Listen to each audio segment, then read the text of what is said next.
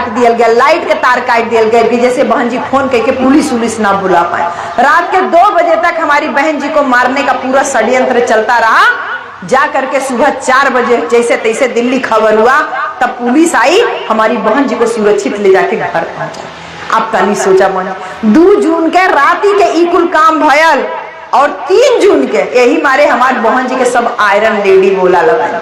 2 जून के राती के जकरे ऊपर जानलेवा हमला होए वो अस्पताल पड़ा हुए या बदहवास हो के खटिया पकड़ा हुए, लेकिन हमार बहन जी खटिया नहीं पकड़नी। हमार बहन जी 3 जून के सुबह 11 बजे उत्तर प्रदेश की पहली दलित मुख्यमंत्री के रूप में शपथ ली।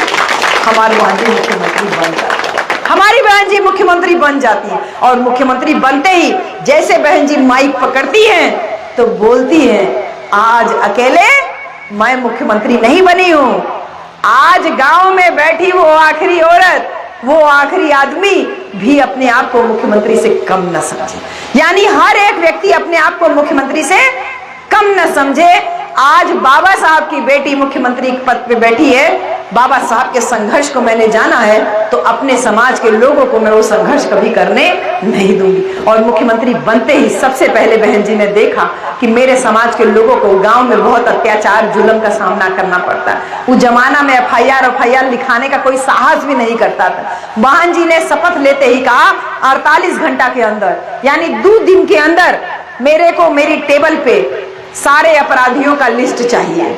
2 दिन का 48 घंटा बीतत प्रदेश भर के जितना गुंडा मवाली अपराधी रहने सबके सूची बहन जी के सामने। बहुजन समाज पार्टी जिंदाबाद, बाबा साहब अमर रहे, बाबर काशीराम साहब अमर रहे, मान्य बहन कुमारी मायावती जी जिंदाबाद।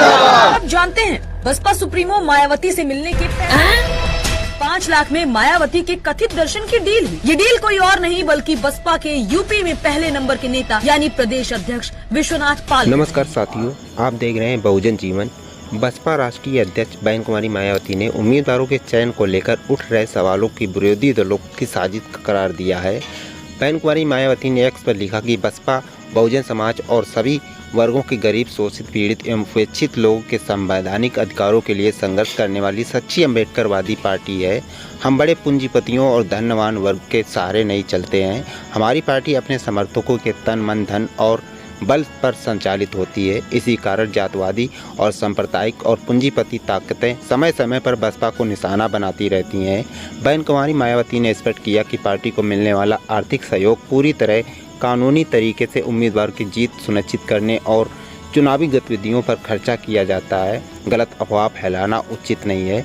इस समय बसपा पूरे जोर शोर से मिशन 2027 की तैयारी में जुट गई है। प्रदेश अध्यक्ष विश्वनाथ पाल समेत पार्टी के सभी पदाधिकारी और कार्यकर्ता बूथ स्तर पर तक संगठन को मजबूत करने में लगे हुए हैं। संभावित उम्मीदवारों की सूची तैयार की जा रही है और उनकी गहन स्क्रीनिंग चल रही है। इसमें उम्मीदवारों की सामाजिक, राजनीतिक, आर्थिक स्थिति और पार्टी की प्रतिष्ठा, निष्ठा और दीर्घकालीन प्रतिबद्धता को परखा जा रहा है। मायावती ने साफ संदेश दिया कि बसपा अकेले और मजबूती के साथ 2027 के उत्तर प्रदेश विधानसभा चुनाव लड़ेगी।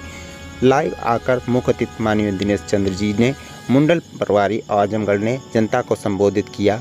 बहुजन समाज पार्टी जिंदाबाद, बाबा साहब अमर रहे, बाबर काशीराम साहब अमर रहे, मान्य बहन कुमारी मायावती जी जिंदाबाद। साथियों, बहुत लंबा समय नहीं लूंगा क्योंकि बहुत सारे साथी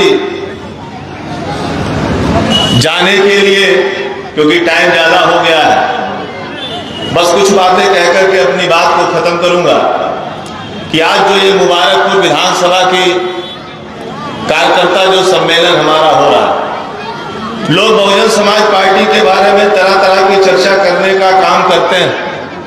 अभी आपको याद होगा साथियों, माननीय बहन कुमारी मायावती जी ने 9 अक्टूबर को एक विशाल रैली लखनऊ में बुलाने का काम किया था और उस रैली में जब रैली नहीं हुई थी तो बड़े बड़े लोग दावा करते थे कि बहुजन समाज पार्टी में जब तक हम थे तब तक बड़ी रैली कराने का काम करते थे और बहुजन समाज पार्टी की कोई बड़ी रैली नहीं हो पाई।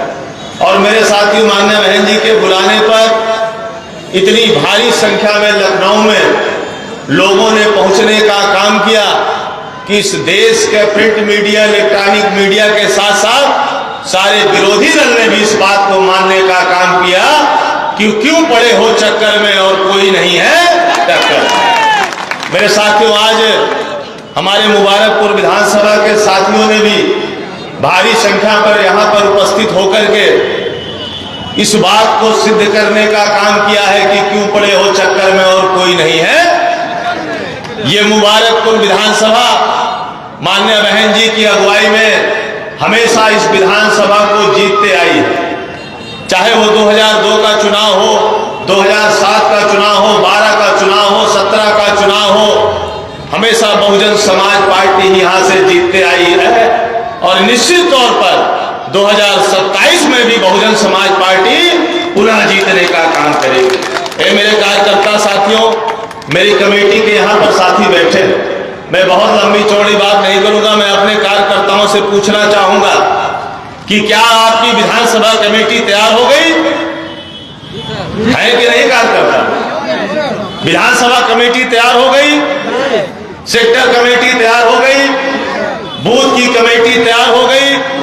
मेरे मुबारकपुर के साथियों, मेरे मुबारकपुर के बहादुर साथियों, माननीय बहन कुमारी मायावती जी ने आपकी तैयारी को देख करके पुनः एक बहुत ही बहादुर साथी, पढ़े लिखे साथी डॉक्टर महमूद आजम जी को 346 मुबारकपुर से प्रभारी और प्रत्याशी बनाने का काम किया है। मेरे साथियों, मैं माननीय बहन जी को बहुत बहुत धन्यवाद करते हुए डॉक्टर महमूद आजम जी को मैं बहुत बहुत बधाई दूंगा और ये आशा और उम्मीद करूंगा कि निश्चित तौर पर 2027 में ये भारी संख्या, भारी वोटों से जीत कर आने का काम करेंगे और 2027 में 5वीं बार माननीय बहन कुमारी मायावती जी को इस प्रदेश का मुख्यमंत्री बनाने का काम करेंगे।